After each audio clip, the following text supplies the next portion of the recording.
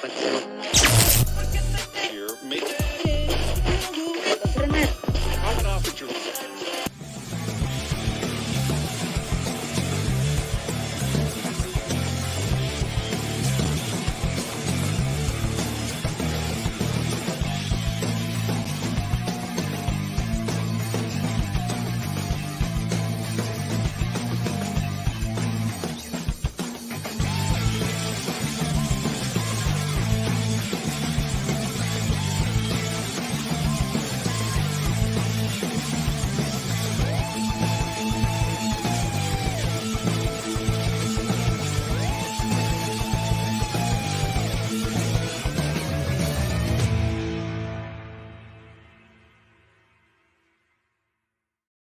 And we're back for another outstanding week of the Scoreboard Addicts podcast.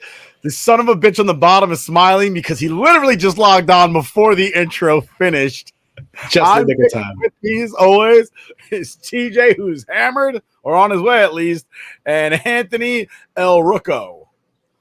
Correct. Oh. Cheers, gents. Cheers, fellas. Wow, I'm the only one drinking hard liquor. Okay, somebody's got a problem. Well, it's the holiday beer season. And I'm not wasting any in November. Wow. He's only got 10 beers, folks, and it's got to make him through the next 25 days. Yeah.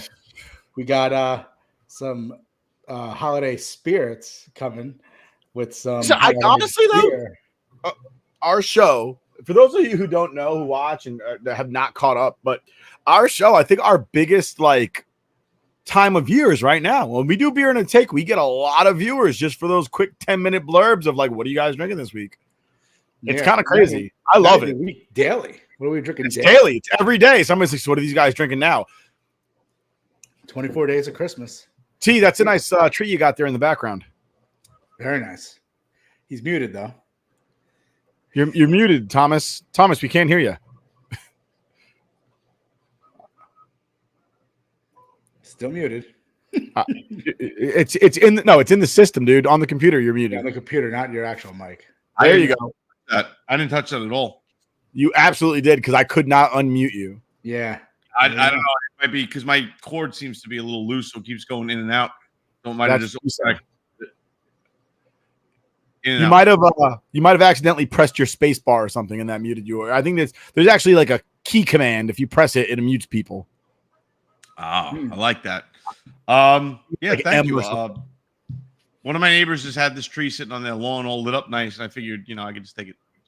I took out my tree the other. I'm not a tree person, but Meredith, my future wife, loves decorating. So I'm getting into the spirit. I'm actually 3D printing her a bunch of stuff right now.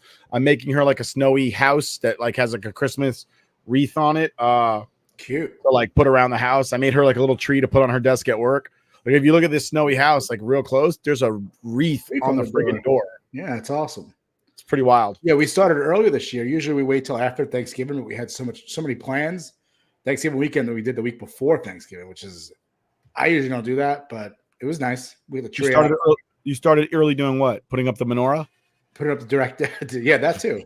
Decoration, menorah, the Christmas tree. We celebrate it all here.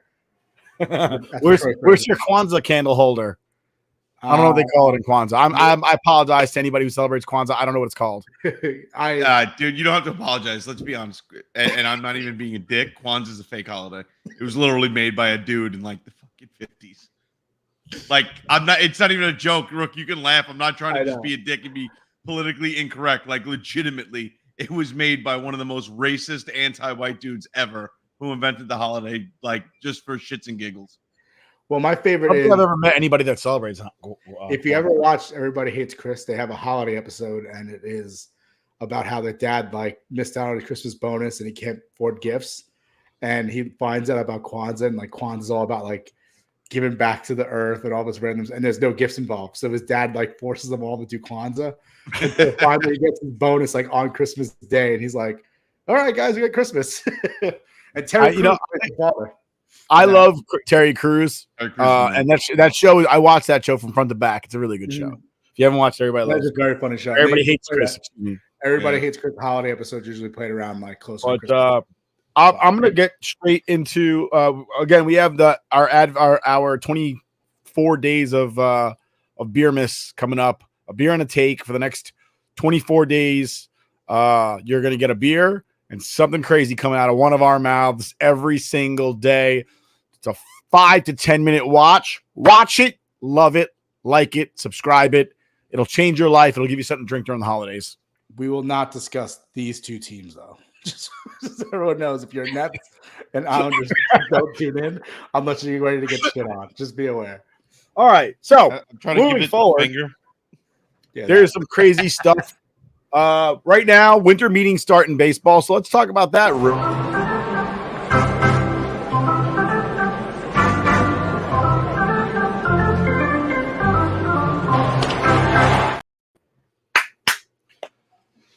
So winter meetings start. Actually, I'm going to be honest with you guys. This is my favorite time of year. Hot stove. It gives in baseball. It's not like football. It's definitely not like basketball or hockey for that matter. In baseball, baseball invented free agency. For those who don't know, there was no such thing as free agency before Major League Baseball. I believe it was in the early 70s. Actually, Curt Flood refused to play, and under his current contract, I want to say he lost like 3 years of playing time because the whole thing was caught up in the courts for 3 years. So the lawyers made money, but Curtis Flood did not. But anyhow, free agency, wild. A lot of big free agent names out there, like Shohei Ohtani. He's out there.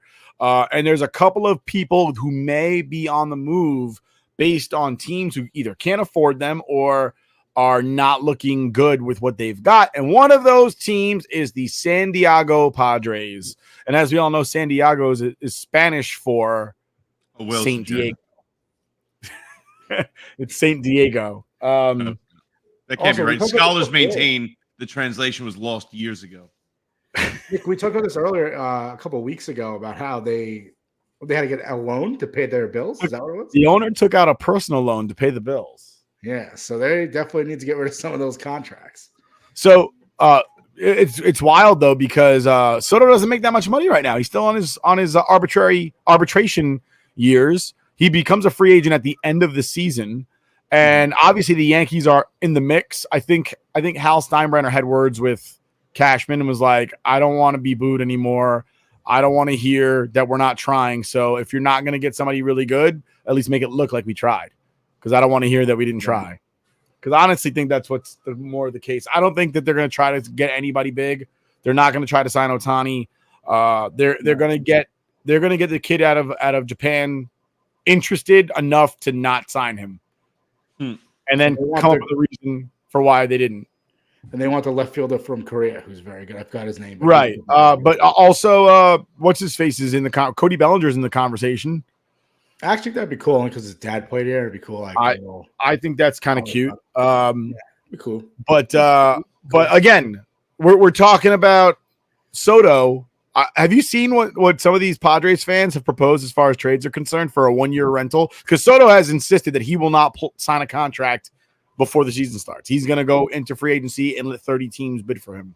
And yeah, I mean, his agent, Scott Boras. So Scott Boras is known for not having his guys sign extensions, no discount deals if he likes to play. So some of the deals that people are putting out there are outrageous. The rumors today that came out were that the Yankees were reluctant with parting ways with top prospects. And I just want to say for the Yankees, their top prospects, like none of them are really panning out except for like Anthony Volpe lately. Like Jason Dominguez looked good. Jason Dominguez, yes, but we're not talking about Jason Dominguez. We're talking about like Thorpe. Was it Drew Thorpe, who's a pitcher, right-handed pitcher? And like, no offense, but we thought that Chase Adams was supposed to be the next great. I mean, not Chase Adams. Chance Adams was supposed to be the next great right-handed pitcher for the Yankees, and he's nowhere. You have Debbie Garcia, who was supposed to be the next great Yankee. He's gone. They released him. He went somewhere else. So what are we holding on to these guys for if we're never going to use them? They're not going to pan out. So I'd rather have a known commodity than what may be in Drew Thorpe. I'm sorry. I agree with you in getting a known commodity, and I understand that some of these prospects have not panned out. What I don't agree with, and I'll tell you why, is I think that a lot of these prospects have not panned out simply because the Yankees left them down in the minors. and they didn't get to the major leagues to flex and spread their wings and become players. You can't stay. Clark Schmidt has been a very reliable player for the Yankees. Yeah, a very reliable. I think Clark Schmidt pitched fantastically this season. Michael King, another guy, minor league guy. But the difference is that Schmidt was kind of highly top 10 prospects. King was not.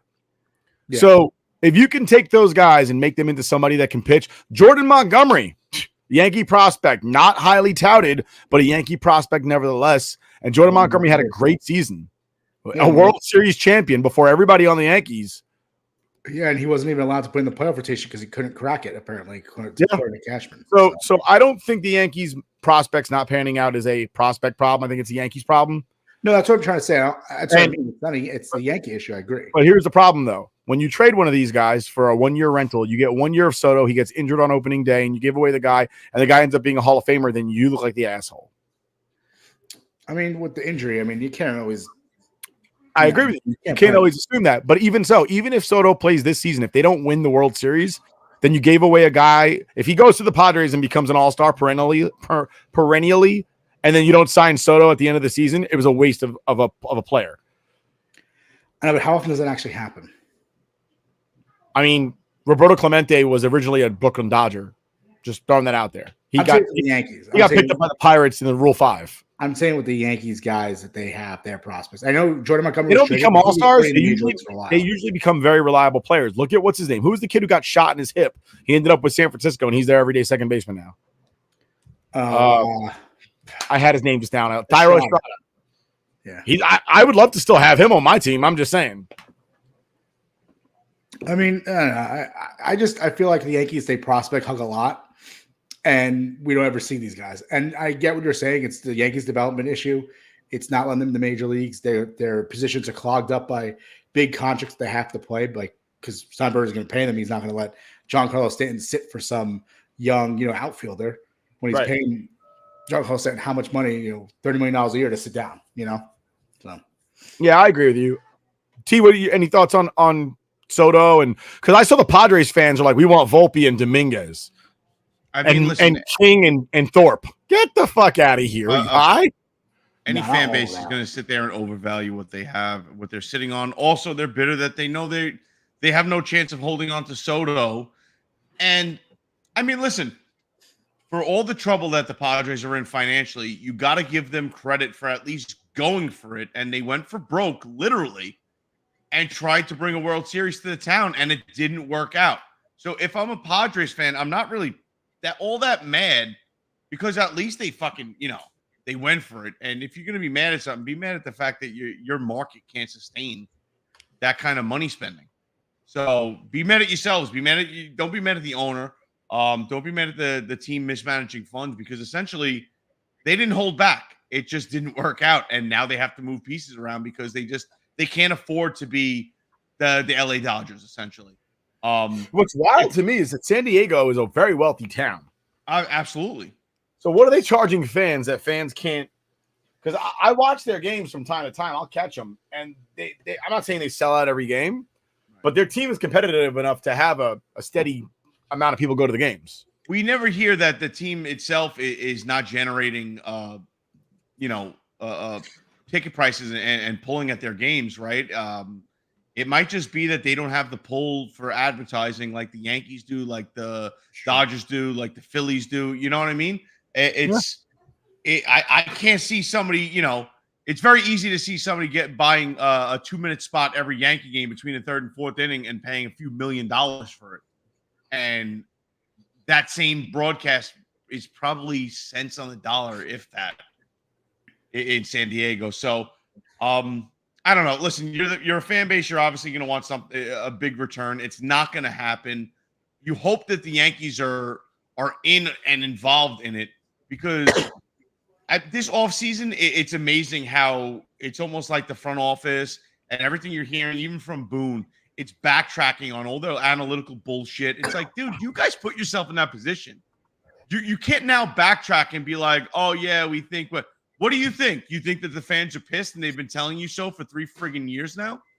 You think that you're finally going to listen? You think that people weren't going to call you out on your bullshit when you sat there and Cashman and told us that this team you were rolling out last year, every single one of them is meant to be there, and that's the A+ guy that you want in that position. Like, dude, we're not that stupid. I mean, we're dumb, but we're not that dumb. You can't piss on us and tell us it's raining. We're gonna figure it out eventually. But, I'd rather see. I like Rick was saying though. Not to cut you off, Rook. We haven't seen the Yankees do very much with their, young talent. We hear about they always have the number 1 and number 2 prospect in baseball, or at least they always hold on to the 2 of the top 5 prospects in baseball, and nothing ever pans out. So if you have a proven commodity, like you said, in Juan Soto, and you got to move a couple pieces, I'm not saying all these pieces like the Padre fans want. You got to move a couple pieces. Why the hell not? I'd rather go with the sure hand than, hey, maybe these guys will pan out in a place where the track record really doesn't dictate it. Yeah. Well, I was going to say other news, moving on from Juan Soto, is just the Luis Severino signed with the Mets for $13 million for a 1-year deal. They like wife. He did. I don't know. Yeah. Actually, I like Luis Severino. I mean, obviously, he didn't towards the end of his contract. I'm sorry. Did he say something about wife beating? Luis I don't get the Severino. reference. That's Domingo Germán. Oh, Luis Severino is not Domingo. Just because they're black and Spanish doesn't make him the same guy, man. Dude, I didn't. Oh, he said. I didn't realize he said that. I didn't realize you said that. Sorry.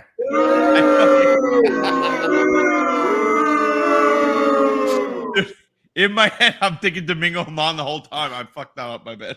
Oh, he's black and he speaks Spanish. It must be the same guy. He's either Herman or fucking Chapman. Well, you know what? I always confuse my fucking mailman for you. No, I'm joking. Wow. God. That was racist. No, I was just saying, I always liked Luis Severino when he was good. He always fired up the crowd. He's always fired up to play in those postseason games that he did play in 2017. He was a big part of that. But yeah, I mean, good for him. Good luck in New York again. I'm trying to find. I saw the projected starting 5 for the Mets. Yamamoto in there. Sad, man. It was sad. I mean, I'm not trying to disparage. It's easy to shit on the Mets, just like it's easy to shit on the Jets. But I saw it and I was like, ugh, that's tough. Basically, it was Senga. Honestly, I can't even remember who the other than it was Senga, Severino. What's this guy's name? Damn it. It's going to torture my soul now.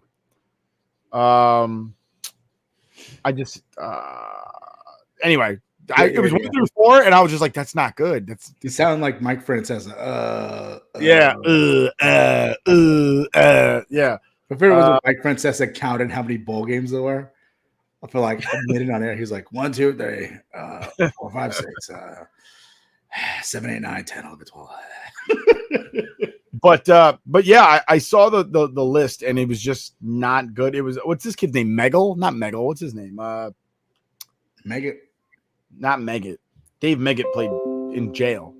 He's in jail now. Giants. No, Dave Meggett's not in jail. Meggett's the name of the character from friggin'. I don't want to say Dave Meggett's in jail. He's not. Meggett's the character from Longest Yard. Is the Nelly character is Meggett. Oh, is it? I thought Dave Meggett did go to jail. I don't think Dave Meggett went to jail. Oh, my bad. I don't know why I thought he did. Meggett is the name of a character played by Nelly in The Longest Yard. I'm looking at this up. I like how you were so quick to go with it, though. But yeah, the Met starting 5. I mean, if Severino can stay healthy, he's a solid pitcher. He really is. If he can stay healthy, but that's a big if. You never really know with him, which is unfortunate. But it is what it is, and what are you going to do about it? Injuries happen, and you can't predict them. And you could look at it, and it could be like a DeGrom situation. I was right. He's in jail. Dave Meggett's in jail? Shit. He's in jail for 30 years for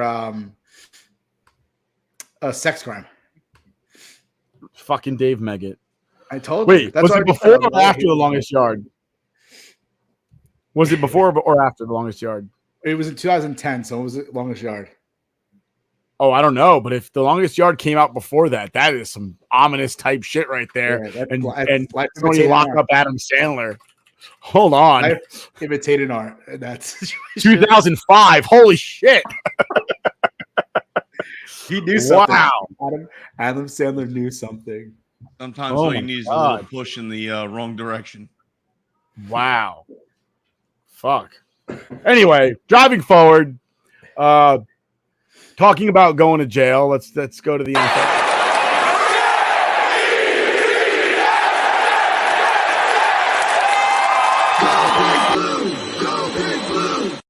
The breaking news today: Von Miller has a warrant issued for his arrest in Texas for assaulting his pregnant girlfriend. I'm out. Before we do that, did you see? I believe it was the New York Post, of all people, posted that Von Miller had an arrest warrant because he assaulted a pregnant person. And literally Twitter was like, what the fuck are you talking about? Like, it's his chick. It's a woman. You can fucking say it. Cut the crap. Like, she's a woman. Like, you didn't have to put person. Like, why the fuck would you make the, like, why would that be like, hey, we got to throw this in there because, we're woke. Look out. Did like, you just the assume their gender? I didn't even realize there was a problem with what was said. Okay. What do you but mean? Yeah, not good. When you said pregnant person, I was just like, okay. And I drove on with my life, and I was like, what was the problem? But there's no such thing as a pregnant person. There's only pregnant women. Like, women are people too. I don't know if you knew. Okay, but there's only one specific type of person that can get pregnant, and that's a woman. More specifically. Why do we got to get into specificities? I'm just saying, if I got run over by a car, right? And everybody's like, oh man, that sucks. TJ got run over by a car. But if you specifically was like, yo, TJ got hit by a fucking DeLorean driven by Doc Brown, you'd be like, the details matter, and that's still awesome. Only in that scenario, TJ. I swear to God. It totally sucks about TJ, but the fact that Doc Brown got out, I'm like, Nick, if Christopher Lloyd hit you with a DeLorean, I would feel so badly about it, but at the same token, I'd be like, all right, let's just go back and fix it. But that's what I mean. The devil's in the details, right? I'd go back in time and be like, T, why don't you get out of the fucking street? Yeah, we'd actually save you if Doc Brown hit me. Wait a second. What if I had to get hit by a car? What if the rules of the Jets winning a Super Bowl and the Rangers winning a fucking Stanley Cup is I had to get hit by the DeLorean at that moment? Would you push me out of the way? Good riddance, TJ. You guys are good fans. I don't even know what to say. I don't want to say yes. Your wife's DeLorean. Doc Brown shows up because Nick's the one to throw me in front of the DeLorean. You gotta shove him, Nick.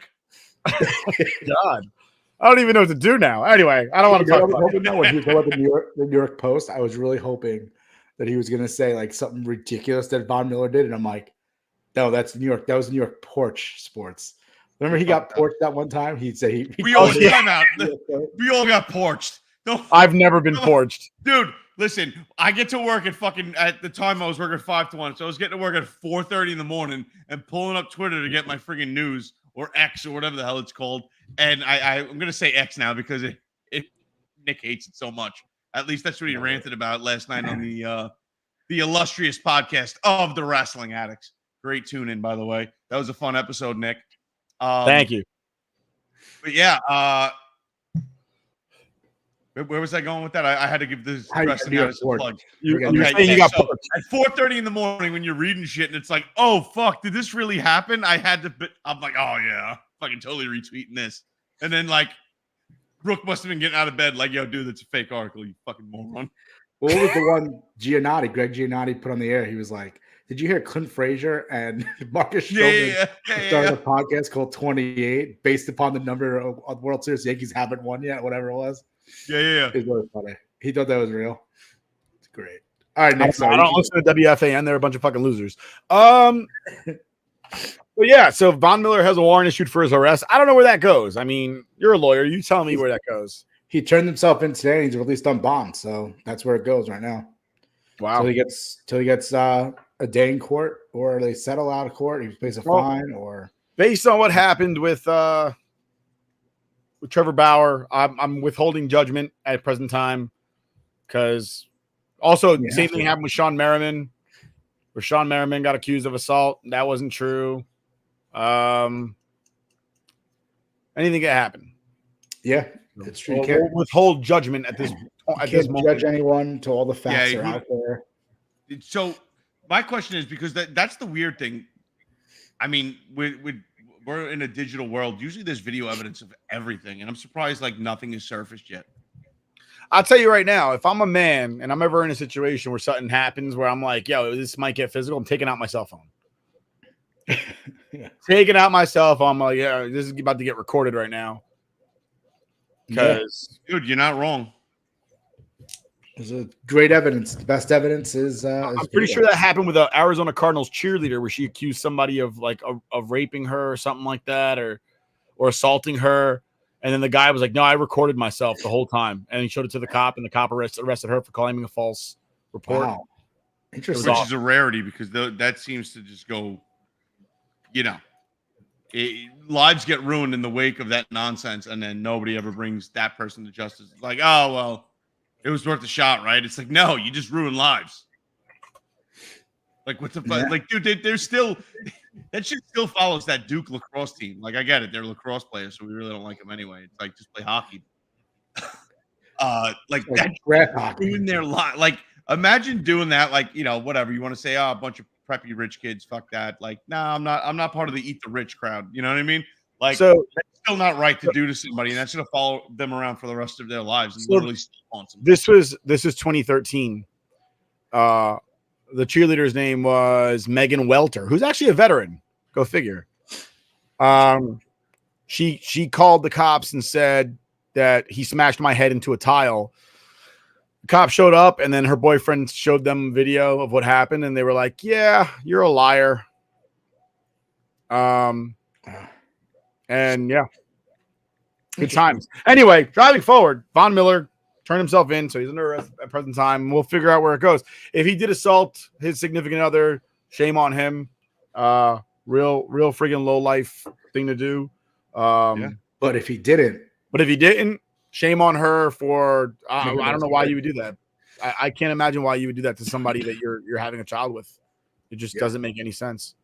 We covered both our bases. We went shame on him and shame on her, so we're good. Shame. Wait, is that copyrighted?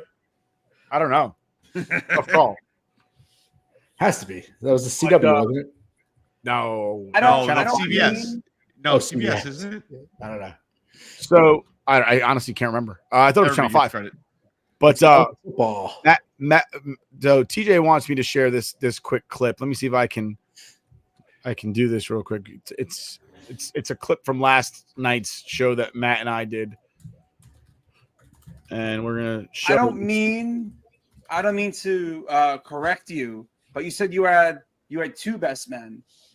From what I heard, it was TJ and Rook. So reality, it's one best man, and that's TJ. Hey, that's a burn. Oh my gosh, that was pretty funny. I may not know which Yankee player beat their wife, but damn it, I'm the only man in the room. So in other news, Aaron Rodgers might just end up playing this season and possibly before Christmas. Two things, right? Two things on that. Number one, when they started showing the machine that Aaron Rodgers worked out with, and essentially it reduces gravity so you can work out ligaments and knees and stuff like that, and start to get up to 100%, like running, walking on it, the whole deal. It's like a treadmill with it hooks around your waist and it essentially eliminates your own weight and strain on your ligaments and tendons and whatever you happen to have repaired.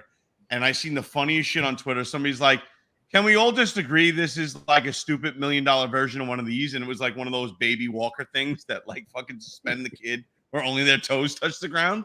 And it was so dead on. It's like some genius fucking doctor was like, hey, I'm going to make you pay $1 million for one of those for your fucking PT.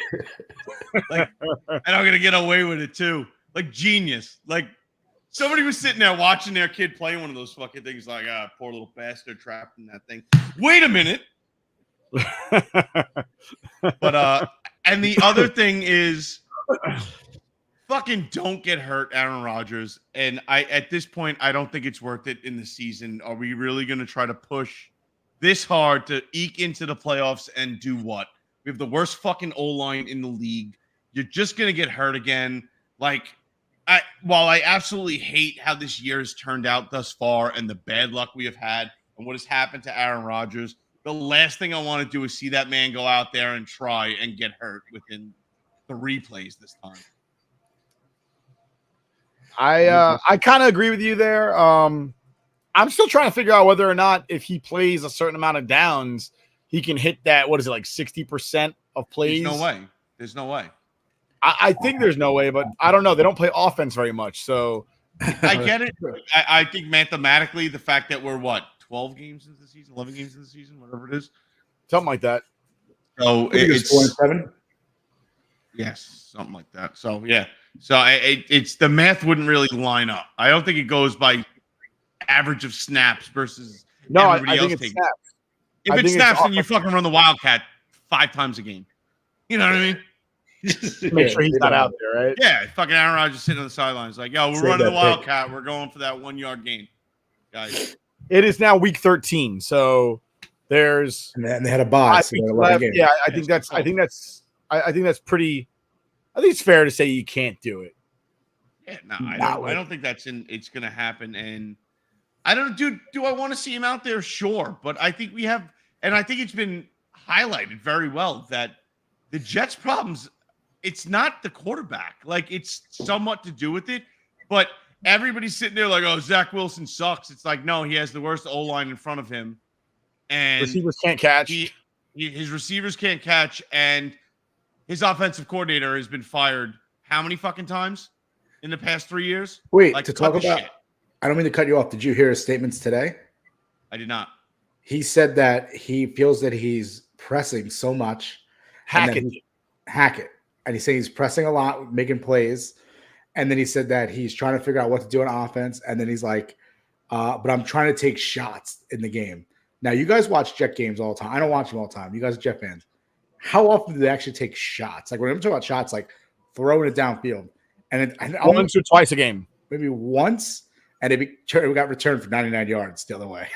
Dude, like the biggest shot I've seen them take is when the fucking Giants were playing wide open and just trying to play prevent defense, and then fucking Zach Wilson moved the ball down the field. I wouldn't say that. The most shots I saw them take was when they were playing the Cowboys, and I think Zach Wilson threw away the playbook, and he was like, I'm just going to do whatever the fuck I want.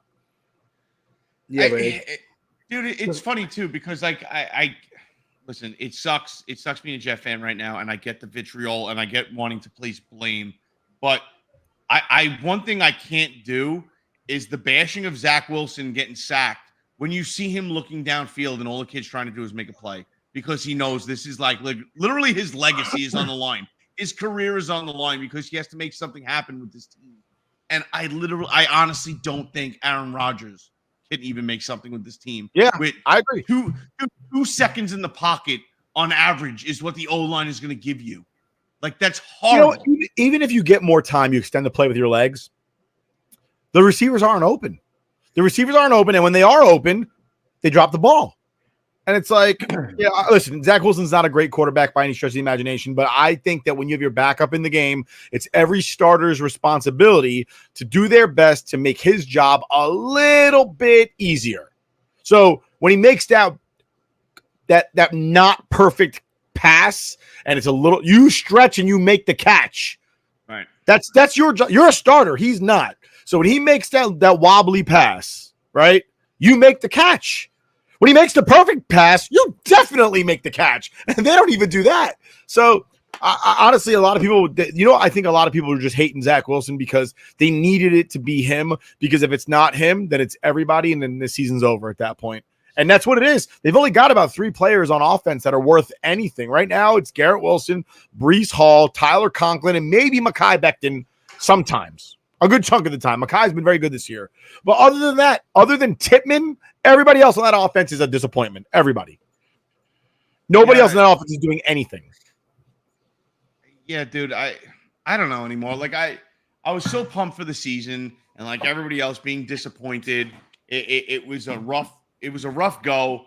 But then when Zach Wilson, was able to get the W against the Bills, and you saw a little glimmer Beat the of hope, Eagles. and then beating the Eagles, who were undefeated at the time. And they're undefeated since. Yeah, they have flashes of being that team, and a lot of it is resting on the defense because the defense was playing lights out. But the team has a lot of problems right now, and I gotta say, and I wasn't on this bandwagon before the season started, but at this point, it's like I think Salah has to go. I think everybody's got to go. So I don't think Salah. See, so here's my problem, right? If you're gonna give credit, you're gonna give blame to Salah for the offense not being good, then you got to give credit to him for having a great defense, probably the greatest defense in the league right now, if not the best, in top 5. So you can't sit there and say, "Well, get rid of Salah because the offense is trash." Because what happens when you bring in the next coach and the defense is now shit and the offense is great? It's not, but he's not the defensive coordinator. He's the head coach. He does both sides of the ball, and he's responsible. I get what you're saying. I get what you're saying because I understand. Like, you got to give him credit where credit's due, and that's fine. But when the offense is struggling, and you just see him like on the sidelines, like putting his head down and putting his hands up, it's like, dude, you're the fucking head coach. If anybody can do something about it, it's you. So I want to see him pull a Dan Campbell and walk up to somebody with fucking fire and rage in his eyes. I want to see him do something crazy. I want to see him fucking go for a ridiculous play and just say, you know why I did it, fucking sports media? Because fuck yous. That's why. Because the fans came here to look and be entertained, and I'm trying to entertain them. That's why. Like something crazy. Not just fucking put your head down like a fucking puppy that's gotten his nose rubbed in the dirt because he fucking made a doo-doo on the carpet. Because that's what he looks like. He looks like a sad fucking dog. So, but here's the problem, though. I don't think he wants Hackett. So, what can you do at that point? If you want to blame him for hiring his buddy's brother, then that's fine. But I don't think he wants Hackett. Aaron Rodgers wants Hackett. Me personally, I say if you want Hackett to be there so badly because he's your best friend. And I think generally he just lets you do whatever you want, and that's really what you want, which is fine. You're one of the greatest quarterbacks to ever play the game of football. I don't think there's an offensive coordinator in the league that would not let you do what you want to do. All right?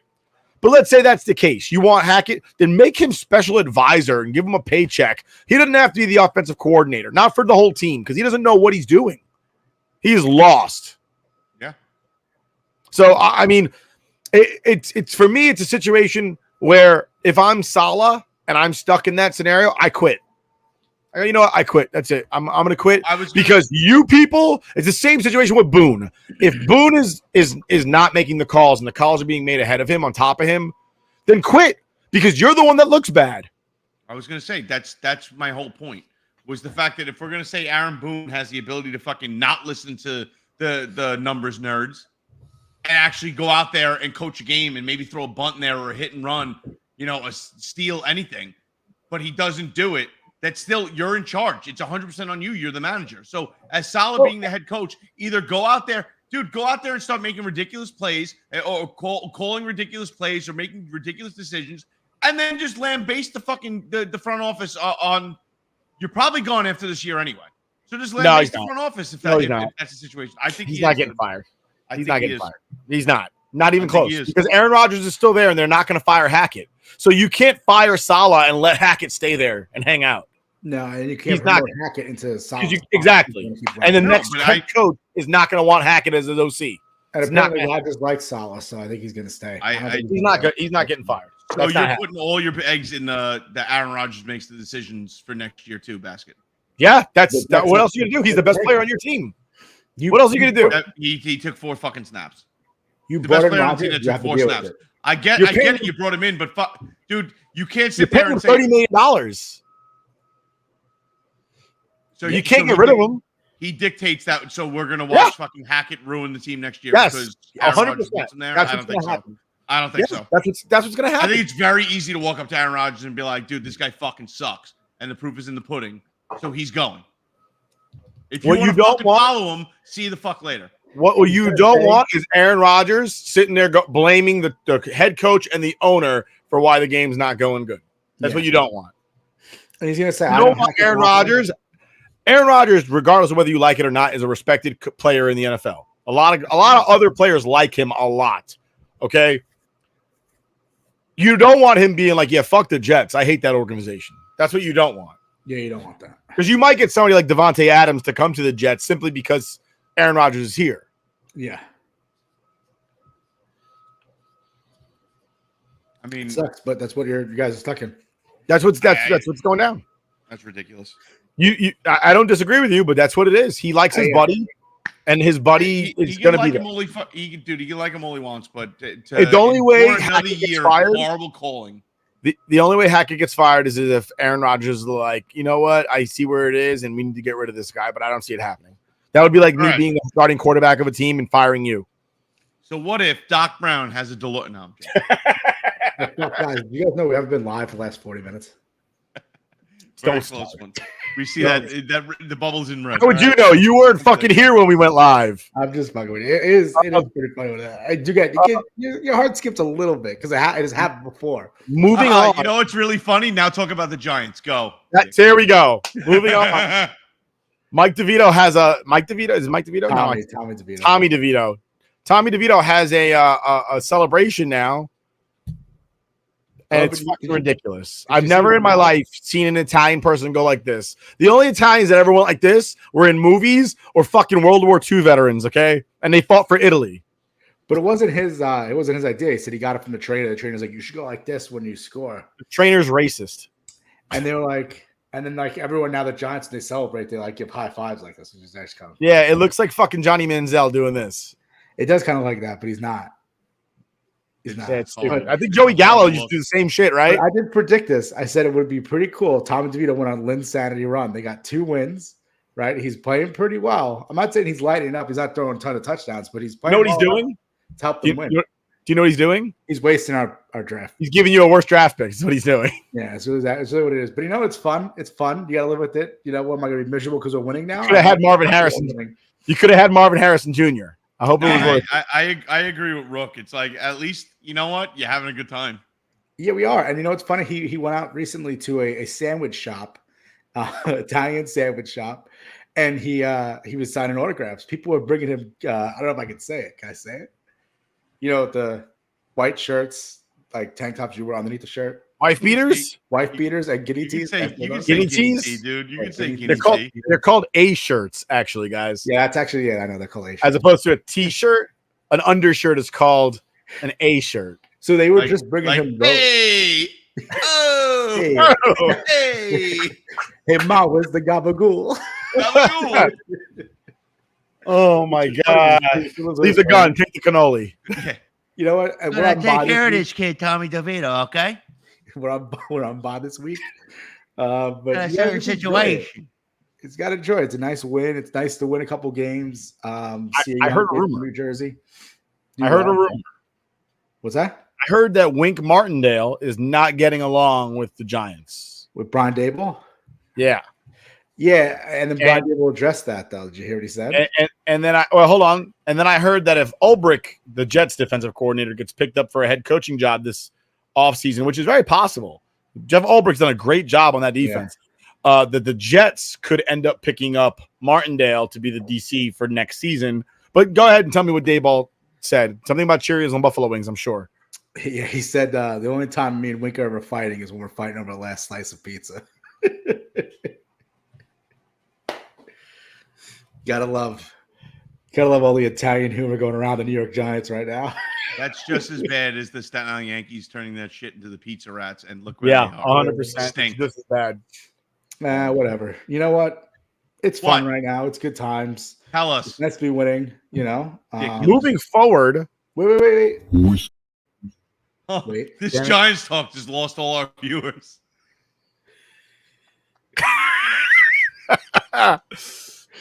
Yeah. Well, you guys are sitting here just shitting on him instead of letting me talk. So go ahead. Okay, why don't you fucking talk about the kid DeVito? Since we're talking about football, the Cowboys Seahawks game is on. The Seahawks are wearing throwback Seattle jersey. You see that? I hate that jersey. I think it's pretty cool looking. I think it's ugly. I think first of all, their rendition of a Seahawk, a hawk in general. I get it. It's supposed to be like Native American themed, like because like Free Willy came out and like the Northwest, yeah. Yeah, it's fucking ugly. It doesn't look like a hawk at all. Yeah, dude, like a totem, an ugly totem. Oh well. Moving on. I care so little about the Seahawks, mostly because I absolutely hate what's his face, Pete Carroll. I just fucking Let's go hate Giants. Let's go Tommy DeVito. Hey. Whiskey of the week. So I'm actually drinking whiskey tonight, and I'm going with Old Reliable, Woodford Reserve. This is my go-to. This is my I feel like having a good bourbon today. I feel like having just a taste, and it's gonna be a delicious taste. It's not too expensive. It's high quality, and I actually got this as a gift. I don't remember who got it for me because I was proposing that day, but I got this summer at the day I got engaged. Somebody brought this over. I was going to say it couldn't be a soldier because your soldiers only get you Jameson. Ain't that some shit? Right? Have I ever told the story about why I have Jameson on the air? I believe you have, but rehash it. No, tell So I don't like Jameson. Jameson is one of the worst whiskeys, Irish whiskeys, any whiskey that you could ever buy. People love it to death. I don't know why. It burns. It has zero flavor. Jameson is absolute dog shit. 100%. I don't care what anybody says. All right. If you want a good Irish whiskey, get some Tullamore Dew. That's good Irish whiskey. I was going to say Powers is my go-to. That's good too. But Jameson is trash. Like if you think that Jameson, I feel like a lot of people drink Jameson because it burns and they think they're a tough guy because they're drinking shit whiskey that burns.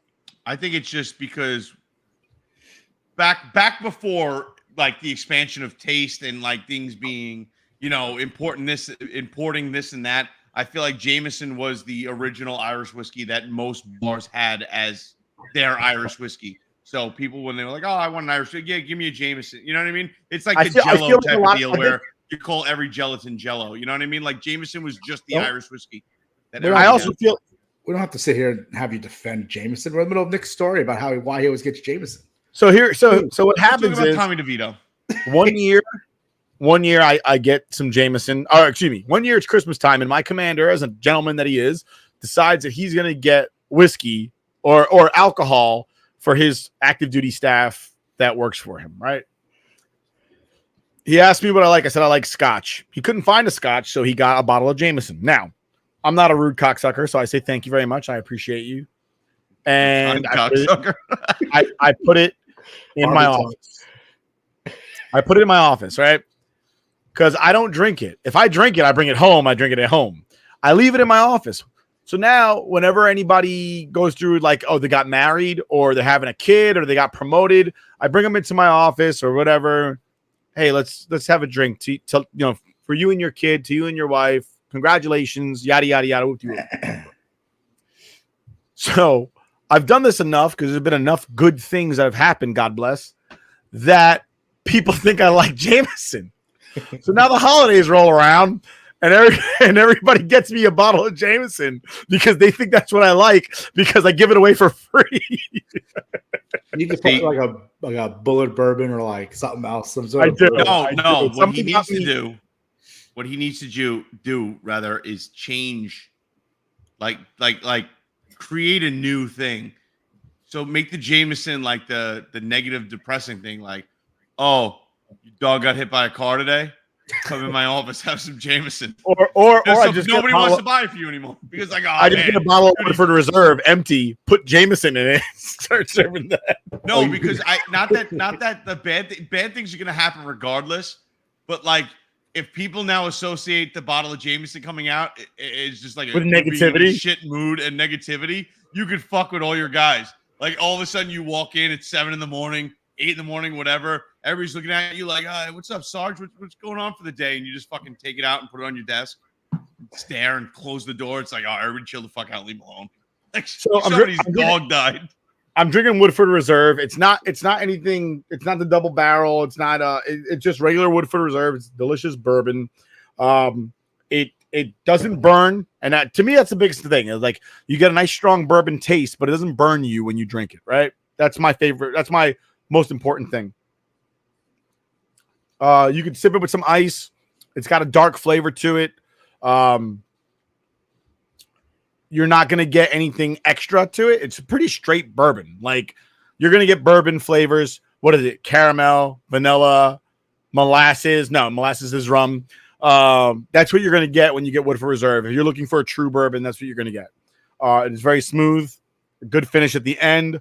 You let it out. You let that little exasperate, and you're going to get good flavor on the back end as well. So Woodford Reserve is what I'm drinking tonight. T, make it quick. We got to talk hockey and we got to talk JFK. Yes, we do. All right, very quick. Jack Daniels, bonded, 100 proof. I believe I already pulled this out. This was a gift from my man Chris McCormick.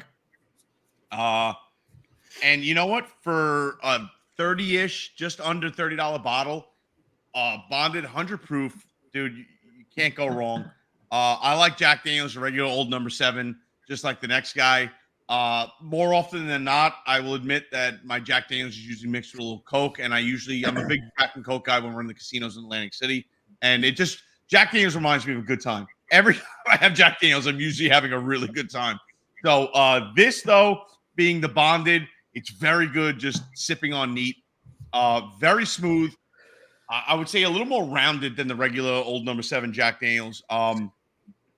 Similar flavor profile, but like almost like an elevated, like upper crust. Like we can look down on old number 7 right now. We're better than that. You know what I mean? Like just a little pizzazz, but it's very smooth. You get the caramel right away. A little bit of that appley flavor, that sweetness that Jack Daniels is known for. And then a very long vanilla finish, just like a palate coating finish. Excellent bourbon. Whenever he drinks this, while he's looking at old number 7, he hears this in his head.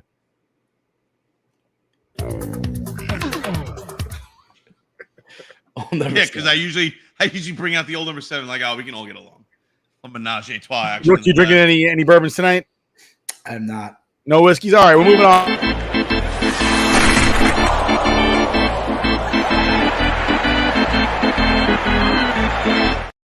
Great song.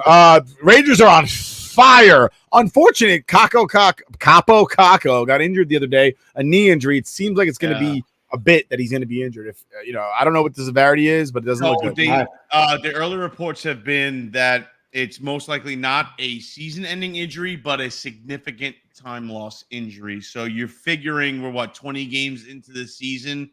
Hopefully he's back at some time right around the All-Star break or after the All-Star break. I would say that's probably best bet in this scenario. Philip Heedle's still out injured, which is another kick to the groin, if you will.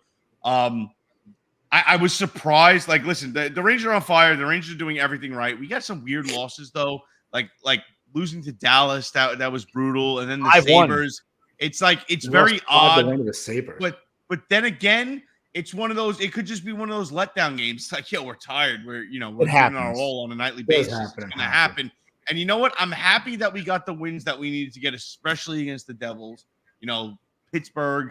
Those are the wins that you need to get. The one thing I was very surprised is like they didn't move to bring up Othman at all. It doesn't seem like it was in their realm of what was going to happen. It seems like I guess they wanted to season him down in the minors. And if I was a betting man, I'd put my money on the fact that if we bring him up, he's going to stay up. So they might want to hold off on bringing him up for that reason. But I feel like seasoning him down in the minors, he's going to end up like a Longhorn Steakhouse steak when you ask for extra seasoning. Dude, you're not wrong. I feel the same way. But again, they brought up Dobrinsky. What the hell is this kid's name? He's never up long enough for me to. Give me a second. I gotta look it up. I know the guy's name. I just can't. I saw it yesterday. Yeah, give me a second. I have to actually read it because not Brodinski. Brodinski, thank you, Johnny Brodinski, and Edstrom had come up. Whatever. It is what it is. I'd rather see Othman making his appearance, but I guess the powers that be have a better idea of what they want to do with him. So be it. The Rangers are doing well without him. You know what I mean? The Rangers have the offensive. Yeah, dude, the Rangers are doing things. It's just one of those things where you don't want them to burn out early in the year. It's different than baseball, right? Because you're half the season of baseball, 82 games, so the games matter a little bit more. And the Metro is very tight, dude. You have Boston and the Hurricanes right there in the mix. I think they're maybe 2 games back, the both of them. They have 2 less wins than us. So it's dude, we're in a hot division. Everybody knows we're in a hot division. It's been this way for a decade, right? It's just it is what it is. You know, when Boston's not really at the upper tier, then it seems that the Islanders come on strong. So it's just the Rangers have that luck that guess what? You might be rolling right now, but you can't stop. You have to keep the foot on the gas pedal the whole way. Just for an update, TJ's most hated player, Artemi Panarin, is 5th in the league with 31 points. That's not even close. But Rangers are on fire, and Rook and I are happy. But we're going to move on very quickly, and we're going to talk a little JFK conspiracy theories. Let's go. Start it. Do it. Get your tin hats on, people. We're talking some JFK conspiracies. I've been neck deep in JFK conspiracies because the 60th anniversary just happened last week. I was talking to the older family members during Thanksgiving, asked them where they were when JFK got shot, how it happened, you know, how it all unfolded on TV. And it all, like, you think about it, JFK's assassination's on TV. You have Lee Harvey Oswald gets shot live on TV by Jack Ruby. Great steakhouse. That's Jeff Ruby. I know. But there's so many conspiracies. There's a podcast right now with Soledad O'Brien and Rob Reiner called "Who Killed JFK," and it's every Wednesday. And they talk about every, like, all the conspiracies and, like, try to tie it all in together. And there are some crazy ones. I mean, you think about it, when Lee Harvey Oswald's a defector to the USSR, goes to the USSR, and then comes back with a woman and a wife, right? A wife and a baby. Right. And they just let him back into the United States with no problem. There was a secret program, which they believed Lee Harvey Oswald was a part of, that was like a brainwashing program. And then further into a program which they wanted to have Americans seem like they defected to the USSR to steal some secrets while being a spy. And not even that, his wife was a cousin to one of the top authorities in USSR at the time in the Soviet Union. So you got to think. I think he's in on it. When the man says I'm a patsy, come on, you got those wheels spinning. So, and you have a lot of names in there. J. Edgar Hoover, Alan Dulles, who's the one who part of the Warren Commission. Yeah. J. Edgar Hoover wanted Alan Dulles to do it. Alan Dulles was fired by JFK after the Bay of Pig invasion, and Alan Dulles is the godfather of the CIA. And they're all kind of on the wraps. They want all the evidence to face. Couple things, real quick. Rook, tell my boy who killed JFK. I don't know. I'm waiting for the podcast to tell me. The CIA only handles, as a government employee, I'm here to tell you that a CIA only handles any types of information and intelligence outside. They're an international intelligence agency. That's what they want you to think, Nick. The National Intelligence Agency is the NSA and then the FBI. They work hand in hand to handle, obviously did not get along with JFK for two reasons. One, the mafia, right, who JFK's father was very comfortable with, helped get JFK elected by going to the polls and beating up people and saying, if you don't vote for Kennedy, this is what happens to you. Well, the union influence, essentially. Right. So Sam Giancana, who ran the Chicago outfit with Chicago Mafia, he actually admitted that we had a role in killing JFK. The other thing is that that J. Edgar Hoover did not want to admit that the mafia existed, and after he was elected president, JFK appointed his brother RFK as Attorney General, and they proceeded to go after the mafia, an organization that J. Edgar Hoover said doesn't exist. So they made him look worse, like 10 times worse as it went on. Then Jack Ruby actually ran a nightclub that was owned by the mafia. So there's a lot of and then of course Sam Giancana, while he was in prison, was like, yeah, we totally killed JFK. We were all about that. Listen, just remember one thing and one thing only: conspiracy theorist, right? That term was invented and coined by the FBI after the JFK assassination. Okay, what else has the government had a major role in? Ted Kaczynski, the Unabomber, was part of MK Ultra, which was, drum roll please, mind altering and brainwashing using drugs like LSD, which is to create a different state of mind and pretty much like Zoolander, somebody somebody as a sleeper cell. I couldn't think of the name, but that was exactly what they were saying Lee Harvey Oswald was a part of as well.